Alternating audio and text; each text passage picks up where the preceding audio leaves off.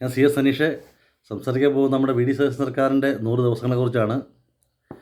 ഈ 100 ദിവസങ്ങളെ ഒന്ന് ഇഴകീരി പരിശോധിച്ച് കഴിഞ്ഞാൽ കേരളത്തെ തകർത്തെറിഞ്ഞ 100 ദിവസങ്ങളാണെന്ന് നിസ്സംശയം പറയാൻ സാധിക്കും. അത് നമ്മൾ വെറുതെ പറയുകയല്ല. കാര്യം ഇതിനകത്ത് ഓരോരോ വിഷയങ്ങൾ ആ സർക്കാർ ഈ 100 ദിവസങ്ങൾ പിന്നിടുന്ന വേളയിൽ സർക്കാർ എടുത്ത ഓരോ തീരുമാനങ്ങൾ, ഓരോ വിഷയങ്ങളോട് എടുത്ത ഓരോ സമീപനങ്ങൾ, സർക്കാർ സംവിധാനങ്ങളിലുണ്ടായ പരാജയം, സർക്കാർ പ്രഖ്യാപനങ്ങളുണ്ടായ പരാജയം എല്ലാം വിലയിരുത്തി കഴിഞ്ഞാൽ നിസ്സംശയം പറയാൻ സാധിക്കും. അതിനകത്ത് അതിൻ്റെ സത്യപ്രതിജ്ഞയിലൊരു വന്ദേ മാതരം പൂർണ്ണമായി ചൊല്ലുന്ന രീതി ഉണ്ടായി. അത് മുഖ്യമന്ത്രി വി ഡി സതീശൻ തൻ്റെ ജാതിപ്പേരുൾപ്പെടെ ഉയർത്തിക്കൊണ്ടുള്ള സത്യപ്രതിജ്ഞ ഉണ്ടാകുന്നു. ഞാൻ ഇന്ന ജാതിയുടെ പ്രതിനിധി എന്ന് തന്നെ വിളിച്ചു പറയുന്ന രീതിയിലേക്ക് ഒരു പ്രഖ്യാപനമായി അത് മാറുന്നു. പിന്നെ അതുപോലെ തന്നെ അവരുടെ പ്രകടന പത്രികയിൽ പറഞ്ഞ പല വിഷയങ്ങളും, ഇപ്പം KSRTC സൗജന്യ യാത്രയെന്ന് പറഞ്ഞിട്ട് അവസാനം അത് ഓർഡിനറിയിലേക്ക് മാത്രം ചുരുക്കി ജനങ്ങളെ പറ്റിക്കുന്ന ഒരു രീതി, 2000 പെൻഷൻ 3000 രൂപ ആക്കി മാറ്റും എന്ന് പറഞ്ഞ് പാവപ്പെട്ട വല്യച്ഛന്മാരെ, വല്യമ്മമാരെ, അമ്മമാരെ, അച്ഛന്മാരെ എല്ലാം പറ്റിക്കുന്ന ഒരു സമീപനം. പിന്നെ സാമൂഹ്യ സുരക്ഷാ പെൻഷന് വീട്ടിലെത്തിക്കുന്ന ആ പദ്ധതി നിർത്തലാക്കുന്നു. സഹകരണ ബാങ്കുകൾ വഴി പെൻഷൻ വിതരണം ചെയ്യേണ്ടെന്ന് പറഞ്ഞൊരു സമീപനം എടുക്കുന്നു.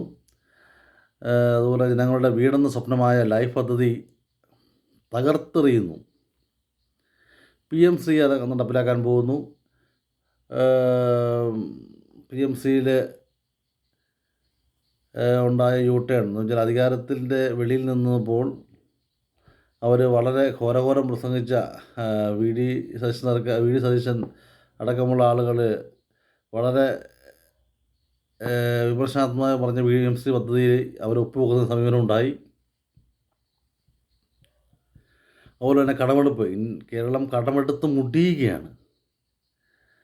അതുപോലെ തന്നെ കാലവർഷക്കെടുതി ഉണ്ടായിട്ട് എല്ലാവർക്കും 10,000 രൂപ നൽകുമെന്ന് പറഞ്ഞെങ്കിലും ഒരാൾക്ക് പോലും ആ സഹായം ലഭിക്കുന്ന ഒരു സ്ഥിതി ഉണ്ടായിട്ടില്ല ഇതുവരെ.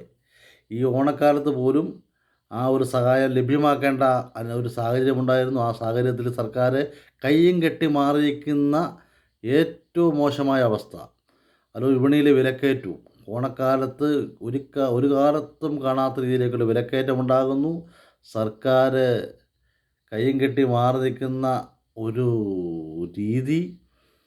പല സാധനങ്ങൾക്കും വില കുതിച്ചുയരുന്നു. വിപണിയിൽ ഇടപെടുന്നില്ല.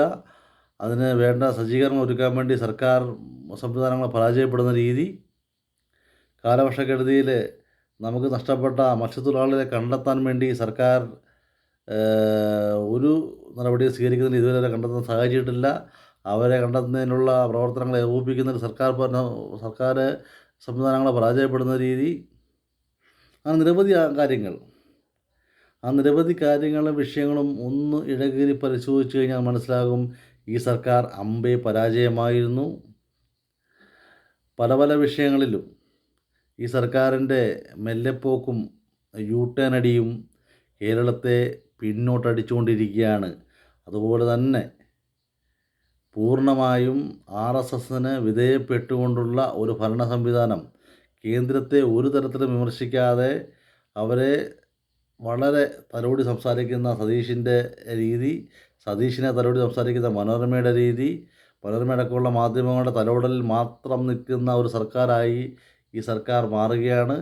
ഇതിൻ്റെ എല്ലാം അടിസ്ഥാനത്തിൽ മൊത്തം നോക്കിക്കഴിഞ്ഞാൽ 100% ഒരു സംസ്ഥാനത്തിൻ്റെ താല്പര്യങ്ങൾക്ക് വിരുദ്ധമായ സർക്കാരാണ് വി ഡി സതീശൻ സർക്കാരെന്ന് നിസ്സംശയം നമുക്ക് പറയാൻ സാധിക്കും.